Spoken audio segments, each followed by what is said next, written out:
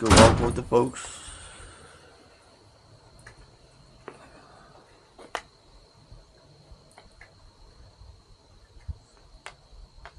I thought you had to use it, Barkley, bad.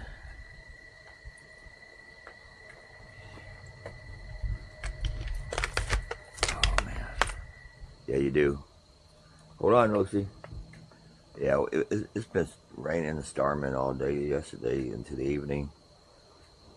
And it was 5:10 p.m. the last time Shelly walked him, so I figured I'll walk him now. It's about 2:15 a.m.